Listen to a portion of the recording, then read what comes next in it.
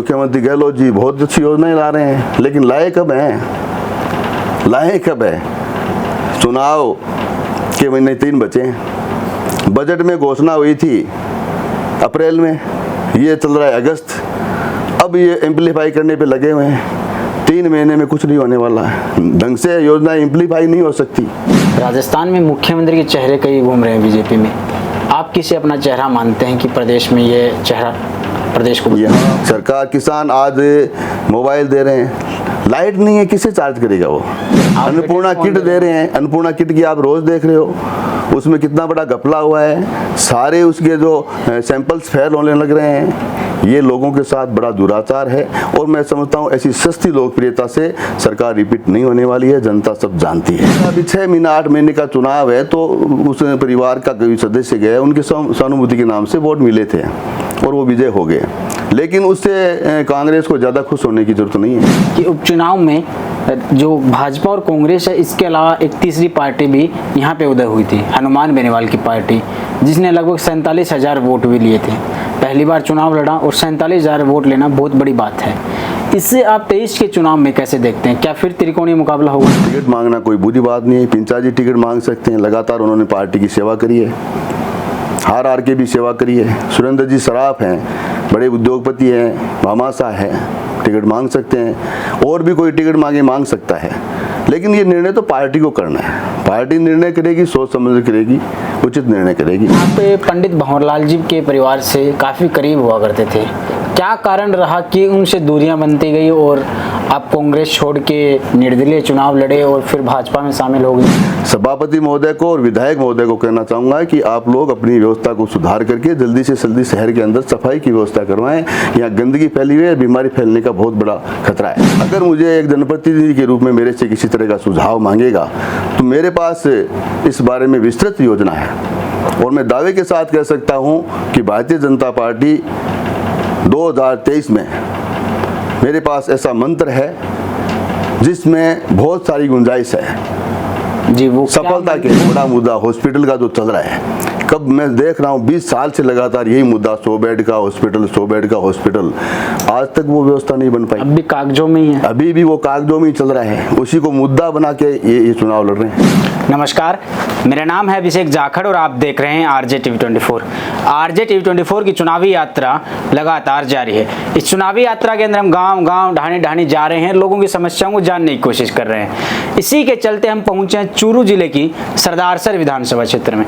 सरदारसर विधानसभा क्षेत्र में आज हमारे साथ खास मेहमान हैं मधुसूदन जी राजपुरोहित साहब, जो कि यहाँ से प्रधान प्रतिनिधि भी हैं। इनसे जानने की कोशिश करते हैं गांव देहात के अंदर क्या क्या समस्याएं नजर आती है आपको, और आपको बता देंगे 2023 के चुनावी समीकरण भी जानने की कोशिश करते हैं, क्योंकि ये निर्दलीय प्रधान बने थे और अभी भाजपा में शामिल हो गए, तो भाजपा के बारे में जानने की कोशिश करेंगे। आइए जानते हैं। नमस्कार सर, आपका आरजे जी। सबसे पहले तो मैं आपके परिचय से शुरुआत करना चाहूंगा कि आपकी जो ये प्रधान प्रतिनिधि बने, उससे पहले की राजनीति का सफर शुरुआत कैसे हुई? अभिषेक जी, सर्वप्रथम मैं आज आपका और आपके चैनल का धन्यवाद देना चाहूँगा कि आप लोग हमारे यहाँ पधारे। आपका स्वागत है। हमारी पृष्ठभूमि के बारे में, राजनीतिक पृष्ठभूमि के बारे में मैं आपको डिटेल से बताना चाहूँगा कि हम लोग लंबे समय से, मेरे दादाजी से लेकर के और अब तक हम लोग लगातार प्रजातांत्रिक प्रणाली से जुड़े हुए हैं, पंचायती राज से जुड़े हुए हैं। मेरे दादाजी सर्वप्रथम न्याय पंचायत का चुनाव, रानी पांचेरा न्याय पंचायत क्षेत्र होता था, वहाँ से चुनाव लड़े थे और दूलाराम जी, जो दौलतराम जी के पिताजी के थे, उनके सामने चुनाव लड़ा था और दादाजी उसमें विजय हुए थे। दौलतराम जी सहारण साहब, दौलतराम जी के पिताजी थे दूलाराम जी, और उनके सामने दादाजी ने चुनाव लड़ा था न्याय पंचायत का और न्याय पंचायत के अध्यक्ष बने थे। उसके बाद में मेरे पापा जी सरपंच बने, उसके बाद में मेरी माताजी सरपंच बनी, मेरी माताजी सरपंच बनने के बाद में पिताजी पंचायत समिति के सदस्य बने, उसके बाद में मेरी माताजी जिला परिषद का सदस्य बनी, उसके बाद में मेरी छोटे भाई की बहू जो वर्तमान में प्रधान है वो सरपंच बनी और वर्तमान में पंचायत समिति की प्रधान है जी। और लगातार जब भी अगर रिजर्वेशन भी कोई सीट आई है तो हम लोगों से संबंधित जो प्रत्याशी होता था वो ही मेहरी पंचायत से लगातार जीत करके आज तक का इतिहास है, दूसरे विपक्ष का वहाँ कोई सरपंच नहीं बना जी। लेकिन आप पंडित भंवरलाल जी के परिवार से काफ़ी करीब हुआ करते थे। क्या कारण रहा कि उनसे दूरियां बनती गई और आप कांग्रेस छोड़ के निर्दलीय चुनाव लड़े और फिर भाजपा में शामिल हो गए। देखिए, हम लोग कांग्रेस ही थे, हमारी पृष्ठभूमि कांग्रेस से थी। लगातार हम चंद्रमल जी बैद जी के साथ, मोहर सिंह जी राठौड़ के साथ, उसके बाद में भंवरलाल जी बहुत बाद में कांग्रेस में सम्मिलित हुए थे, लेकिन हमारी पृष्ठभूमि कांग्रेस की थी और हमारे पिताजी ने एक सिद्धांत की राजनीति करी थी। लगातार पंचायत राज से जुड़े रहना, लगातार चुनाव जीत के आना, तो हर कार्यकर्ता का सम्मान होना चाहिए जी। और इस चुनाव से पहले मैंने खुद बात करी थी और लोगों ने भी हम लोगों को इस बार वोट दिए थे, वो प्रधान पद के लिए दिए थे कि निश्चित रूप से आप काबिल हो और आपको इसका मौका मिलना चाहिए। मैंने पंडित जी से बात भी करी थी, पंडित जी ने मुझे आश्वासन भी दिया था कि ठीक है, मौका आएंगे देखेंगे। लेकिन चुनाव जीतने के बाद में उनमें तब्दीली आ गई, उनमें पुत्र मोह पैदा हो गया और हम लोगों को स्वाभिमान ठेस लगी। हमने ये निर्णय लिया और निर्दलीय के रूप में भारतीय जनता पार्टी ने हमें सपोर्ट किया। हमने बहुत प्रयास किया था कि कांग्रेस से ही प्रधान बनना है, लेकिन उन लोगों की हठधर्मिता से, पुत्र मोह के कारण उन्होंने मौका देना उचित नहीं समझा। मैंने लास्ट समय में भी भंवरलाल जी को कहा था, भंवरलाल जी ने मुझे एक शब्द कहा था कि तेरे दादाजी ने मेरे सर्वप्रथम मेरे को प्रधान तेरे दादाजी ने बनाया था। मैंने उस दिन ये तक कह दिया था कि पंडित जी, आपका एक शब्द है, एक हमारा एहसान भी आप बता रहे हो कि तेरे दादाजी ने सर्वप्रथम हमारे को प्रधान बनाया था, तो आज आपको मौका है वो बदला चुकाने के लिए। लेकिन मैं समझता हूँ उस समय पंडित जी की चली नहीं या कुछ कारण रहे होंगे, उन्होंने निर्णय सही नहीं लिया, तो हमें निर्णय लेना पड़ा और भारतीय जनता पार्टी ने हमें, भारतीय जनता पार्टी के 11 सदस्य थे, एक श्यामलाल जी जो भंवरलाल जी के भाई थे, वो चुनाव जीत के आए थे। 12 लोगों ने हमें सपोर्ट किया, हम लोग निर्दलीय से नामांकन किया और हम लोग विजय हुए। जी, प्रधान के कार्यकाल में आपने अब तक क्या क्या कार्य करवाए? प्रधान के कार्यकाल में जो मूलभूत आवश्यकताएं होती है गाँव की, जो प्रधान के दायरे में आती है, उनमें गांव में लगभग डेवलपमेंट के जो कार्य होते हैं, उसमें चाहे गांव की सड़कें बनाने का काम हो, स्कूलों में कमरे बनाने का काम हो, शमशान भूमि की बाउंड्री बनाने का काम हो, स्कूल की बाउंड्री बनाने का काम हो, गंदे पानी की निकासी का काम हो, शमशान भूमि का डेवलपमेंट करवाने का कार्य हो, पानी की व्यवस्था करने का कार्य हो, बिजली की व्यवस्था करने का कार्य हो, ये सब लोग प्राथमिकता से हमने सारे कार्य करवाए हैं। जी, लेकिन एक चीज़ मैं आपसे जानना चाहता हूँ, आपने बताया कि ये कार्य करवाए, लेकिन इन सब के बीच में सरदार सर के उपचुनाव भी आए हैं। जी। सरदार सर उपचुनाव के समय आप भाजपा में शामिल हुए। जी। तो भाजपा में शामिल होने से पहले आप अनिल जी और उनके करीबी हुआ करते थे, तो अभी जो उपचुनाव है उनमें अनिल जी ने जो एक कहा था कि पिताजी के सपने अधूरे हैं, उनको पूरा करना है, तो वो 35 साल का कार्यकाल था, उस कार्यकाल को आप कैसे देखते हैं? देखो, मैं इसमें किसी की बुराई नहीं करना चाहता, पंडित जी के साथ भी लंबे समय तक रहे हैं, आज बुराई करने से कोई मतलब नहीं है। बिल्कुल, पंडित जी का सिद्धांत था, राजनीति करने का तरीका अलग था, आज उस समय में बहुत ज़्यादा अंतर है। समय का बदलाव भी हो गया, लोगों की अपेक्षाएं भी बढ़ गई, राजनीति का तरीका भी बदल गया। पहले सीधा आदमी कोई भी राजनीति से जो बड़ा आदमी होता था उससे मिलने में संकोच करता था, और आज की राजनीति में बहुत फर्क है। हर आदमी व्यक्तिगत रूप से जो जनप्रतिनिधि होता है, चाहे प्रधान हो चाहे विधायक हो, उससे व्यक्तिगत मिलकर के अपनी वो उपस्थिति दर्ज करवाता है। और पहले की राजनीति में पहले मुख्य आदमी जो गाँव का होता था वो ही विधायक और प्रधान तक पहुँच पाता था। तो उस समय की राजनीति में आज की राजनीति में बड़ा अंतर है।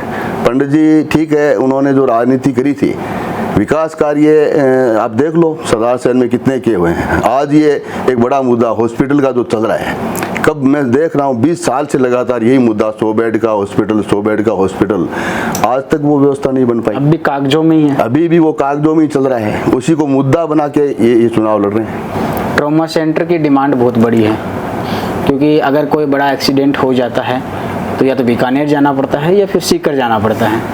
तो इसके समाधान के लिए कोई ऐसा कोई सॉल्यूशन जो निकालना चाहिए ये लोग? अब ये लोग अब कह रहे हैं, इसकी घोषणा हो गई, उपजिला अस्पताल की घोषणा हो गई, ट्रॉमा सेंटर की घोषणा हो गई, तो मैं समझता हूँ कि अगर आदमी की कार्य करने की क्षमता हो तो निर्विवाद रूप से कोई कार्य होना चाहिए। अब ये जो जगह चुनी गई है जी, अगर इस जगह को चुनना ही था तो जो लोग इससे रिलेटेड हैं, बापा सेवा सदन ये बहुत पुरानी संस्था है और विशेष रूप से SC ST के लोगों के लिए बनी थी। यहाँ का जो क्षेत्र आसपास के लोग वो भी SC/ST के लोग निवास करते हैं। यहाँ का नहीं, दूर दराज के लोग आकर के इस विद्यालय में अध्ययन करते थे। ये तो मेरे सामने है। ठीक है, जगह पड़ी है, जगह का उपयोग करना था तो एक विद्यालय को स्टार्ट करना चाहिए था। एक यहाँ इसके पास में इतनी बड़ी गिनानी है जो पूरे रेजिडेंशियल एरिया के बीच में है, उसमें मेरा घर भी इसमें पास में ही है जी। तो इतनी बड़ी समस्या है, उसकी तरफ ध्यान नहीं दे करके इसके बारे में पहले भी कई बार आंदोलन हुए हैं कि कोई अभी पहले आंदोलन नहीं है। SC/ST के लोगों ने बहुत लंबे समय तक नगर पालिका के गढ़ के आगे बैठ करके आंदोलन किया है। उस समय भी पंडित जी ने साफ कह दिया था ये चालू नहीं हो सकती। तो इन लोगों को पता था कि भी SC/ST के लोग या उससे संबंधित लोग इसमें आंदोलन करेंगे, तो फिर इन लोगों को सोचना चाहिए था। लेकिन इनको हॉस्पिटल नहीं बनाना है, न ट्रॉमा सेंटर बनाना है, इस मुद्दे को जीवित रखना है। मैं समझता हूँ आज के समय में सबसे बड़ी आवश्यकता है सरदार सर की। अस्पताल के अभाव में ट्रॉमा सेंटर के 1000 में महीने की हजारों मौतें होती हैं यहाँ, क्योंकि ये मेगा हाईवे है, रोज एक्सीडेंट होते हैं, कोई जगह नहीं जाने के लिए। तो मैं तो आपके चैनल के माध्यम से विधायक महोदय से कहना चाहूँगा कि आप लोगों को इस जो ये बापा सेवा सदन का मसला हल करते हुए इसमें आगे बढ़ना चाहिए, अन्यथा आप कामयाब नहीं हो पाओगे। आप भी जनप्रतिनिधि हैं और जो आपके यहाँ के विधायक हैं वो भी एक जनप्रतिनिधि हैं, लेकिन उनका एक जो विवादित बयान वायरल हो रहा है सोशल मीडिया पर इन दिनों, एक धमकी देते हुए कि कोई ऐसा कुछ हो माइका लाल तो देख लेंगे ऐसा कुछ, उसके बारे में आप क्या सोचते हैं एक जनप्रतिनिधि होने के नाते? देखिए अभिषेक जी, ऐसा है, काम करने का नज़रिया, काम करने का तरीका, बोलचाल का तरीका जी, हर आदमी का, हर राजनीतिक पॉलिटिक्स का आदमी का अलग अलग होता है। लेकिन मैं समझता हूँ आज के टाइम में इस तरह की राजनीति, कोई आदमी धमकी भरे लहजे से किसी को डराना चाहेगा, मैं समझता हूँ कोई नहीं डरेगा, कोई डरने वाला नहीं है।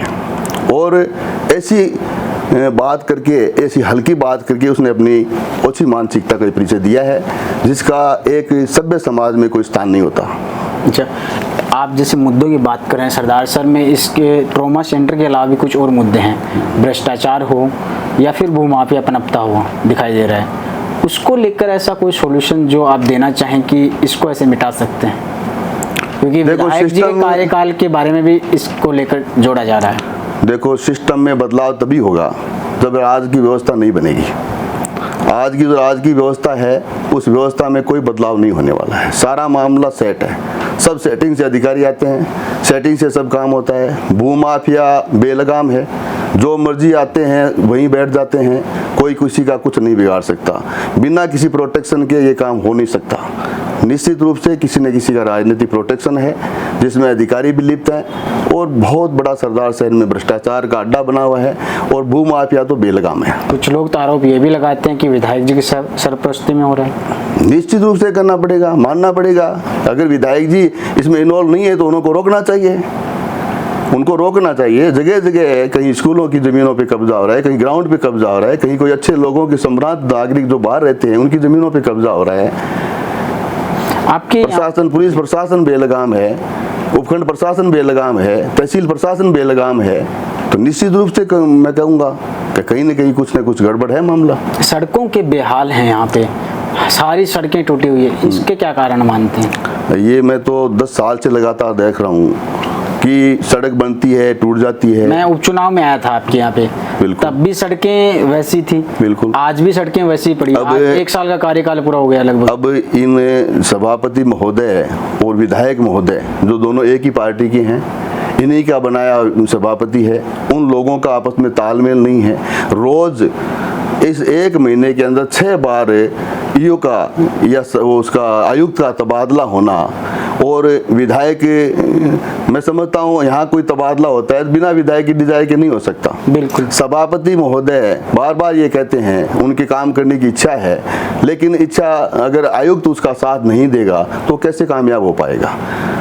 कोई भी कार्य करता है तो प्रशासन और राजनीतिक लोग जो होते हैं उस बॉडी में उनका मिलना ज़रूरी होता है, उनका स्वभाव का मिलना, उनका विचारों का मिलना, तभी कार्य सक्सेस हो पाता है। इन दोनों का आपस में तालमेल नहीं होने की वजह से सदाज की जनता बहुत ज़्यादा दुखी है। गली गली में खड्डे पड़े हैं, नालियाँ टूटी पड़ी हैं, गंदगी के ढेर लगे हुए हैं। मैं इस चैनल के माध्यम से सभापति महोदय को और विधायक महोदय को कहना चाहूँगा कि आप लोग अपनी व्यवस्था को सुधार करके जल्दी से जल्दी शहर के अंदर सफाई की व्यवस्था करवाएं। यहाँ गंदगी फैली हुई है, बीमारी फैलने का बहुत बड़ा खतरा है। आप भाजपा में शामिल हो गए हैं। भाजपा लंबे समय से यहाँ पर हार का सामना देख रही है।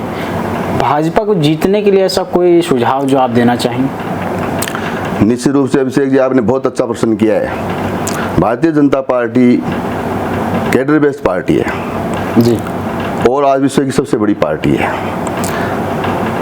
यहाँ का नेतृत्व है, जिला का नेतृत्व है और प्रदेश का नेतृत्व है जी। तीनों को मिलकर के इस बारे में गहनता से विचार करना चाहिए, अपनी कमजोरियों को ढूंढना चाहिए। मुझे कोई ज़्यादा लंबे समय नहीं हुआ, लेकिन मैं दावे के साथ कह सकता हूँ कि अगर कोई भी नेतृत्व है, लोकल नेतृत्व है, जिला नेतृत्व है और प्रदेश का नेतृत्व है, अगर मुझे एक जनप्रतिनिधि के रूप में मेरे से किसी तरह का सुझाव मांगेगा तो मेरे पास इस बारे में विस्तृत योजना है। और मैं दावे के साथ कह सकता हूं कि भारतीय जनता पार्टी 2023 में मेरे पास ऐसा मंत्र है जिसमें बहुत सारी गुंजाइश है जी। वो सफलता के लिए। वो मंत्र क्या है, हम जानना चाहेंगे थोड़ा सा। मैं लगातार कांग्रेस पार्टी से रहा हूँ जी। मेरा परिवार लगातार कांग्रेस पार्टी से रहा। आप उनकी कमजोरियां भी जानते हैं। उनके पास क्या सिस्टम है, कैसे काम करते हैं, वोटों को कैसे रखते हैं, उनको कैसे अपने पक्ष में वोट करवाते हैं, उनका कैसे दिल जीता जा सकता है, उस बारे में, और कौन आदमी इसमें कामयाब हो सकता है, इस बारे में मैं अगर मेरे से नेतृत्व पूछेगा तो मैं निश्चित रूप से उनको बताऊंगा और उसमें निश्चित रूप से भारतीय जनता पार्टी को कामयाबी मिलेगी। भाजपा की बात कर रहे हैं, नेतृत्व की बात कर रहे हैं, लेकिन सरदार शहर में भी कई दावेदार मैदान में हैं और अंदर खाने बात ये भी है कि आप भी दावेदारी कर रहे हैं उन सब के बीच में। आपके अलावा जैसे यहाँ पे सुरेंद्र जी सराफ साहब हैं और पिंचा साहब भी लगातार 4-5 बार चुनाव लड़ चुके हैं, लेकिन अब भी वो दावेदारी कर रहे हैं कि मुझे ही टिकट दी जाए। तो इन सब के बीच में आप अपने आप को कहाँ देखते हैं? देखो, दावेदारी करना कोई बुरी बात नहीं है। जितनी बड़ी पार्टी होगी उसमें दावेदार भी ज़्यादा होंगे और मैं समझता हूँ ये अच्छी बात है। हर आदमी, एक एक आदमी से जुड़ने से पार्टी बड़ी बनती है और उनका सहयोग होता है। कोई किसी तरह का सहयोग करेगा, कोई किसी तरह का सहयोग करेगा, पार्टी बड़ी बनती जाएगी। बड़ी बनती जाएगी तो उसमें सहयोगी ज़्यादा हो जाएंगे। टिकट मांगना कोई बुरी बात नहीं है। पिंचा जी टिकट मांग सकते हैं, लगातार उन्होंने पार्टी की सेवा करी है, हार के भी सेवा करी है। सुरेंद्र जी सराफ हैं, बड़े उद्योगपति हैं, भामाशाह हैं, टिकट मांग सकते हैं। और भी कोई टिकट मांग सकता है, लेकिन ये निर्णय तो पार्टी को करना है। पार्टी निर्णय करेगी, सोच समझ करेगी, उचित निर्णय करेगी। और निश्चित रूप से मुझे ऐसा लग रहा है कि 2023 में भारतीय जनता पार्टी का कमल का निशान यहाँ से जीतेगा। कमल का निशान ही यहाँ की टिकट है। जी, एक चीज़ जानना चाहूँगा कि उपचुनाव में जो भाजपा और कांग्रेस है, इसके अलावा एक तीसरी पार्टी भी यहाँ पे उदय हुई थी, हनुमान बेनीवाल की पार्टी, जिसने लगभग 47,000 वोट भी लिए थे। पहली बार चुनाव लड़ा और 47,000 वोट लेना बहुत बड़ी बात है। इससे आप 23 के चुनाव में कैसे देखते हैं? क्या फिर त्रिकोणीय मुकाबला होगा? देखिए अभिषेक जी, उपचुनाव की स्थितियाँ अलग होती है। उपचुनाव हमेशा से ही लगभग प्राय अपवाद ये छोड़ करके प्राय सत्ता पक्ष के पक्ष में जाता है। बिल्कुल। और आरएलपी जो है, उन्होंने वोट जो स्विंग किए थे वो बीजेपी के वोट स्विंग हुए थे मोस्टली। उनको भी पता था कि इस टाइम कोई ज़्यादा गंभीर चुनाव नहीं था। भारतीय जनता पार्टी भी इस मामले में कोई ज़्यादा गंभीर नहीं थी। एक भंवरलाल जी का संपत्ति का इसमें था प्लस पॉइंट, दूसरा राज्य की स्थिति थी, तीसरा भी 6 महीने 8 महीने का चुनाव है तो उस परिवार का कोई सदस्य गए, उनके सहानुभूति के नाम से वोट मिले थे और वो विजय हो गए। लेकिन उससे कांग्रेस को ज़्यादा खुश होने की जरूरत नहीं है। अब की वर्तमान स्थिति जो आप देख रहे हैं, आप देखेंगे कांग्रेस की स्थिति बहुत खराब है। लगातार वहाँ से कार्यकर्ता निराश होकर के निकल रहे हैं। कब तक रहेगा कार्यकर्ता? मधुसूदन एक निकला था, उस दिन कहा था ये गद्दार है, ऐसा है वैसा है। आज कितने लोग निकल गए? तो सब गद्दार हैं क्या? गद्दारी की अगर कोई बात करता है तो सबसे पहले यहाँ से, आज स्वर्गीय हो गए भंवरलाल जी, नहीं बात करनी चाहिए, लेकिन शुरुआत उन्हीं से उन्होंने करी थी। आज राजकरण चौधरी भी गद्दार हो गया, आज तारा सारण भी गद्दार हो गया, आज हंसराज सिद्ध भी गद्दार हो गया, और बहुत सारे नाम हैं। और क्या है, आगे आने वाले समय में और देखना। ईश्वर डूडी भी साथ, ईश्वर डूडी थे, वो भी गद्दार हो गए, लालचंद छिरंगी भी गद्दार हो गए। तो किसी चीज को आप ज्यादा दबाओगे ना तो उसका विस्फोट होना ही है। मूल कांग्रेस है वो इनसे खिसकती दिखाई दे रही है। बिल्कुल खिसकती जा रही है। मोहनलाल जी चौधरी का, जब से मोहनलाल जी की इनको लगातार साथ रहे थे, मेरा परिवार लगातार साथ रहा था, क्या नहीं दिया इनको। ताराचंद सारण लगातार कांग्रेस, ईश्वर डूडी जी लगातार कांग्रेस थे, लालचंद छिरंगी लगातार कांग्रेस थे, हंसराज सिद्ध का परिवार भीमनाथ जी और भवनाथ जी में कोई फर्क नहीं था, एक ही थे। माणिक जी भाटी रिस्ट एडवोकेट हैं, वो कांग्रेसी थे। अब एक आदमी कोई करता है तो मान लेते हैं कि उसकी गलती होगी। आप क्या कारण मानते होंगे, क्योंकि आप इनको भीतर तक जानते हैं? देखिए, अब कार्यकर्ताओं का सम्मान नहीं करना ही सबसे बड़ी कमजोरी है, या किसी के मन में कोई ईगो हो जाए कि मैं ही सब कुछ हूँ, ऐसा हो नहीं सकता। हर आदमी सम्मान के लिए जीता है, काम कम हो ज़्यादा हो कोई फर्क नहीं पड़ता।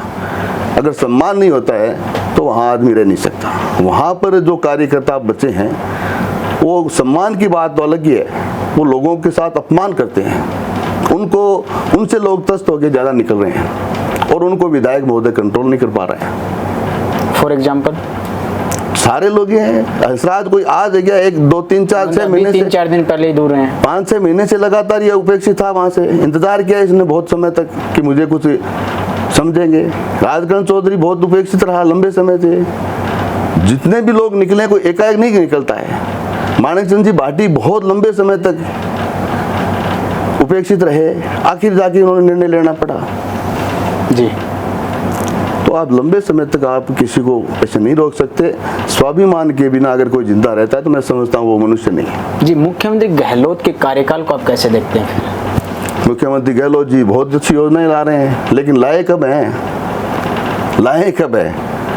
चुनाव के महीने 3 बचे हैं, बजट में घोषणा हुई थी अप्रैल में, ये चल रहा है अगस्त, अब ये एम्पलीफाई करने पे लगे हुए हैं। 3 महीने में कुछ नहीं होने वाला है, ढंग से योजनाएं एम्पलीफाई नहीं हो सकती। इसी तरह की घोषणाएं मुख्यमंत्री अपने पिछले कार्यकाल में कर चुके हैं, लेकिन जनता सब जानती है, क्योंकि जो ये बजट इसमें घोषणाएं हैं ये हर हाल में पूरी होने वाली नहीं है, धरातल पे उतरने वाली नहीं है। बजट ये घोषणाएं मुख्यमंत्री जी ने अनाप शनाप कर दी जिसकी कोई सीमा नहीं है। और राजस्थान का बजट, राजस्थान का वित्त की व्यवस्था, औद्योगिक क्षेत्र के बारे में सब अपने को पता है।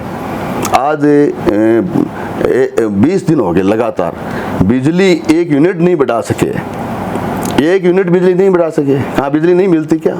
हिंदुस्तान में ही नहीं मिलती क्या? कोयला कहीं नहीं मिलता क्या? लेकिन पैसे ही नहीं है, इनके पास साधन नहीं है। बिजली तो खुद राजस्थान खपत करता है, खुद राजस्थान प्रोडक्शन करता है। किसानों की हालात, आज किसान के मुंह में से निवाला निकाल के ले गए लोग। किसानों की बड़ी बुरी हाल है, हम लोग देखते हैं, उनसे बात करते हैं, हमारे पास समाधान करने के लिए कुछ भी नहीं है, मजबूर हैं। और किसानों की हालात, पूरी फसलें चौपट हो गई है। लेकिन गहलोत जी तो चिरंजीवी योजना हो या फिर महंगाई राहत कैंप हो या फिर अभी हाल ही में जो स्मार्टफोन की योजना ही है या फिर गैस सिलेंडर जो 500 रुपये में दे रहे हैं, इनके बलबूते पे सरकार को रिपीट करना चाहते हैं। मुझे तो नहीं लगता कि सरकार इनके मुद्दे पर रिपीट हो पाएगी, 1% भी नहीं लगता। सरकार, किसान आज मोबाइल दे रहे हैं, लाइट नहीं है, किसे चार्ज करेगा? वो लाइट नहीं है, चार्ज किसे करेगा? अन्नपूर्णा किट दे रहे हैं, अन्नपूर्णा किट की आप रोज देख रहे हो, उसमें कितना बड़ा घपला हुआ है, सारे उसके जो सैंपल्स फेल होने लग रहे हैं। ये लोगों के साथ बड़ा दुराचार है और मैं समझता हूँ ऐसी सस्ती लोकप्रियता से सरकार रिपीट नहीं होने वाली है, जनता सब जानती है। जी, जो स्मार्टफोन की योजना है इसके बारे में मैं आपसे एक रिव्यू जानना चाहूँगा कि जो स्मार्टफोन है, जो 8th 9th 10th क्लास के बच्चों को स्मार्टफोन दिए जा रहे हैं, ये फायदेमंद है या नुकसान? मैं समझता हूँ निश्चित रूप से समाज में दुष्प्रभाव पड़ेगा इसका। मेरी खुद का आकलन है कि इसका समाज पर अज्ञानता में, आज अपना ऐसा कोई क्षेत्र नहीं है कि इतना ज़्यादा कोई विकसित क्षेत्र है या ज़्यादा कोई शिक्षित लोग हैं जो इसका सही से सदुपयोग कर सके। इस मोबाइल में इतना सब कुछ भरा हुआ है और एक उम्र में उसमें अट्रैक्शन होता है, उसको कोई रोक नहीं सकता। बिल्कुल। इतने दिन जो व्यवस्था चल रही थी घर में, माँ बाप जो भी है उसका भाई होता था बच्ची का, वो कहते थे भी ठीक है बच्ची को कोई नेट का उपयोग करना है तो बेटा मेरी फ़ोन से ले ले, बहन मेरी फ़ोन से इसका उपयोग कर ले, तो एक लिमिटेशन होता था। अब उसकी खुद को मोबाइल है तो मैं समझता हूँ इसका निश्चित रूप से इसका दुष्प्रभाव समाज पे पड़ेगा और बुराइयाँ बढ़ेगी। जी, क्योंकि मैं ग्रामीण क्षेत्र में जाता रहता हूँ और ग्रामीण क्षेत्र में मैं बड़े बुजुर्गों से मैंने ये सवाल किया तो उन लोगों का कहना था कि इससे बच्चियाँ बिगड़ेगी, और जो अक्सर अपन देखते हैं इस उम्र में, हम उम्र में, कि लोग जो लड़कियां हैं वो भाग जाती है किसी अननोन पर्सन के साथ में, तो इसका प्रभाव ज़्यादा होगा इससे। बिल्कुल बिल्कुल, आपने सही आकलन किया है, मैं भी ऐसा सोच रहा था। जी, आखिरी सवाल, आप सरदार सर के लोगों को हमारे चैनल के मार्फत क्या कहना चाहेंगे? मैं सरदार सर के लोगों को, सरदार सर के लोग बहुत समझदार, शिक्षित हैं और यहाँ के लोग समाज सेवी भी हैं, धर्मपरायण भी हैं, धार्मिक कार्यों में बहुत रुचि लेते हैं, गाय को बचाने में, गाय की सेवा करने में, गरीब की सेवा करने में यहाँ के भामाशाह बढ़ चढ़ के हिस्सा लेते हैं। मैं उन सब लोगों को, सरदार शहर के लोगों को, सरदार शहर के ग्रामीण देहात के किसान भाइयों को, सब लोगों को कहना चाहूँगा कि आप सब लोग आगे आने वाले समय में सोच समझकर निर्णय करें ताकि हमें इस पिछली सरकार से जो परेशानियां झेलनी पड़ी है उनसे निजात मिल सके, क्योंकि बिजली की व्यवस्था में पिछली वसुंधरा जी की सरकार ने बहुत अच्छा कार्य किया था और बिजली हमारा मूलभूत स्ट्रक्चर है। किसान को कुछ भी नहीं मिले, अगर बिजली मिल जाए तो हमारे यहाँ करोड़ों का उत्पादन होता है। हमारे यहाँ इतना मूंगफली होता है कि पूरे हिंदुस्तान में जितनी मूंगफली नहीं होती सरदार से तहसील में होती है। बिल्कुल। तो मैं समझता हूँ अगर बिजली का उत्पादन सही करने में वसुंधरा गवर्नमेंट का पीछे का उदाहरण है, और जो प्रशासन, जो यहाँ की कुव्यवस्था है, जो यहाँ पे बेलगाम है, भ्रष्टाचार बेलगाम है, यहाँ का जो प्रशासन बेलगाम है, यहाँ की जो कानून व्यवस्था बेलगाम है, उसको सही तरीके से समझ करके आने वाले 2023 के चुनाव में सही तरीके से निर्णय करें ताकि आगे आने वाला समय आप सब लोगों के लिए बहुत ही शानदार हो, आपका जीवन सुखमय हो। जी, एक सवाल और पूछना चाहूँगा मैं आपसे। वसुंधरा जी की बात किया तो आपने, राजस्थान में मुख्यमंत्री के चेहरे कई घूम रहे हैं बीजेपी में, आप किसे अपना चेहरा मानते हैं कि प्रदेश में ये चेहरा प्रदेश को? यहाँ भारतीय जनता पार्टी जो भी निर्णय करेगी, संसदीय दल जो होता है वो निर्णय करता है मुख्यमंत्री कौन बनेगा। हम तो भारतीय जनता पार्टी की नीतियों से प्रभावित हैं, कोई व्यक्ति विशेष से पार्टी नहीं होती। पार्टी होती है एक बड़ा संगठन से पार्टी होती है, उसके नेतृत्व नरेंद्र भाई मोदी कर रहे हैं, उनका नेतृत्व अमित शाह जी कर रहे हैं, उनका नेतृत्व है चाहे वसुंधरा जी हो, चाहे राजेंद्र राठौड़ जी हो, चाहे सीपी जोशी जी हो, उनमें पार्टी जो भी निर्णय करेगी बहुत सोच समझ के करेगी और जनता के हित में करेगी, और जो भी पार्टी निर्णय करेगी हम लोग उनके साथ रहेंगे। जी, शुक्रिया।